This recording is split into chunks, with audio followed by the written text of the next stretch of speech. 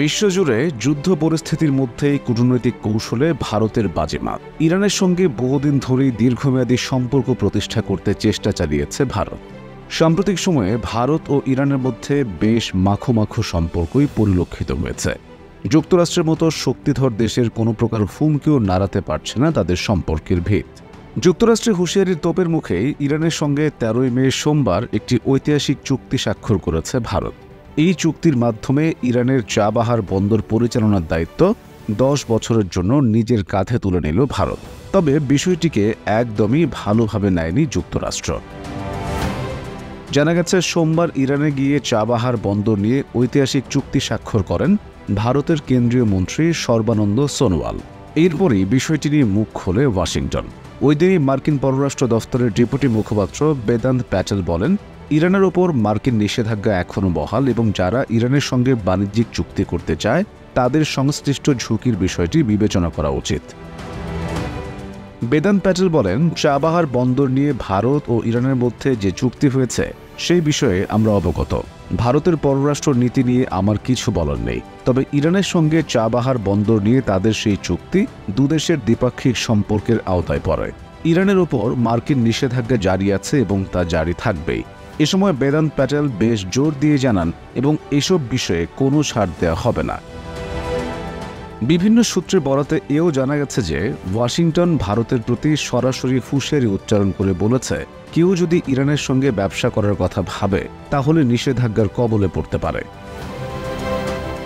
মূলত ওমান উপসাগরের তীরে অবস্থিত চাবাহার বন্দর ব্যবহার করে ভারত মধ্য এশিয়ার দেশগুলোর সঙ্গে বাণিজ্যিক সম্পর্ক বাড়াতে চায়। এছাড়া পাকিস্তানকে এড়িয়ে আফগানিস্তানে পৌঁছার একটি পথ তৈরি হবে এর মধ্য দিয়ে। চাবাহার বন্দর ব্যবহারে ভারতের ইন্ডিয়ান পোর্টস গ্লোবাল লিমিটেড এবং পোর্ট ম্যারিটাইম অর্গানাইজেশন অফ ইরানের মধ্যে চুক্তি হয়েছে। এই চুক্তির আওতায় ইন্ডিয়ান পোর্টস গ্লোবাল লিমিটেড চাবাহারে সরাসরি $120 মিলিয়ন এবং ঋণ পরিষেবার মাধ্যমে $250 মিলিয়ন বিনিয়োগ করবে। এই প্রথম ভারত রাষ্ট্রীয়ভাবে অন্য কোনো দেশের একটি বন্দর অবকাঠামোর পূর্ণাঙ্গ নিয়ন্ত্রণ পেতে যাচ্ছে। ভারতের আশা, এর ফলে ইরান ও আফগানিস্তানের সঙ্গে ভারতের বাণিজ্যিক সম্পর্ক আরও বেগবান হবে। ভারতের পররাষ্ট্র মন্ত্রণালয় এরই মধ্যে 2024-25 অর্থ বছরের চাবাহার বন্দরে বিনিয়োগের জন্য 100 কোটি রুপির অনুমোদন দিয়েছে।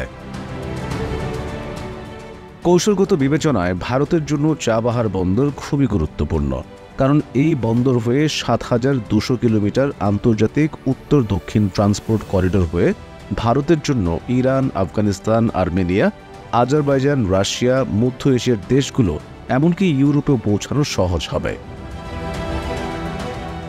ভারতের তরফ থেকে চাবাহার বন্দর ব্যবহারের বিষয়টি প্রথম আলোচিত হয় 2003 সালে ইরানের তৎকালীন প্রেসিডেন্ট মোহাম্মদ খাতামির ভারত সফরের সময়।